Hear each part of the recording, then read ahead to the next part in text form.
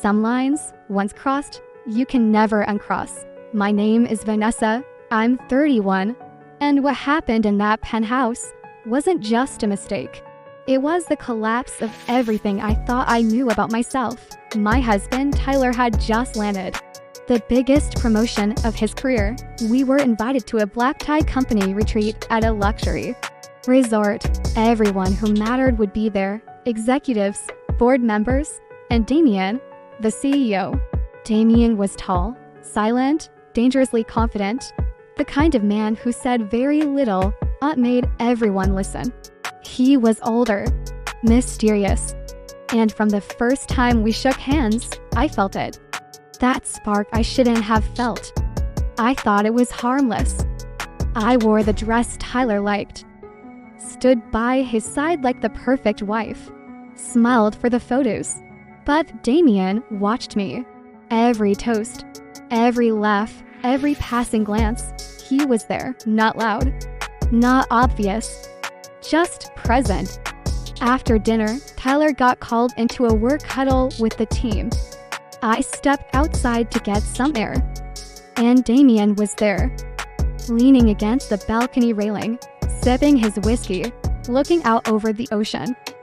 He didn't even turn to me when he spoke. "You don't belong in his shadow," he said. I laughed nervously. "Excuse me." He turned to face me. His eyes, dark, unreadable, locked on mine. "You walk like you're used to being watched. But you're with someone who never sees you." I should have walked away. I should have said something sharp, loyal, defensive. But instead, I stayed. And I whispered, "You don't know anything about me." He stepped closer, close enough to feel the heat between us. "I know enough," he said. "I know you're not wearing that dress for him." Silence. My heart slammed against my ribs. It was wrong, so wrong. But his presence, the power, the control, the way he saw me, it made me forget everything else. He leaned in, close to my ear. "Room 1803. If you come, it'll be just once. No questions. No promises." And then he walked away. I stood there for 10 minutes, wrestling with the angel on one shoulder and the devil on the other.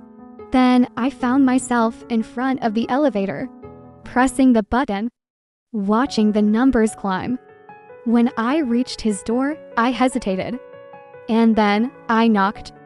The next hour was a blur of tension, passion, and guilt. He didn't ask for explanations. He didn't talk much. He just touched me like I hadn't been touched in years, like he knew my body before I gave him permission. It wasn't love. It wasn't romance. It was escape. From being overlooked. From being the good wife. From being invisible. Afterwards, I slipped out while he was in the shower. Back into the elevator. Back into reality. Tyler was still in meetings when I returned. Still grinding for a company run by a man who had just run his hands down my spine. The next morning, Damien greeted both of us with a handshake. Cool. Professional. Like nothing had happened. And when Tyler smiled at me and said, "I think Damien really respects me," he said, "I've got a future here," I forced a smile. Because I knew exactly what Damien respected. And it wasn't my husband.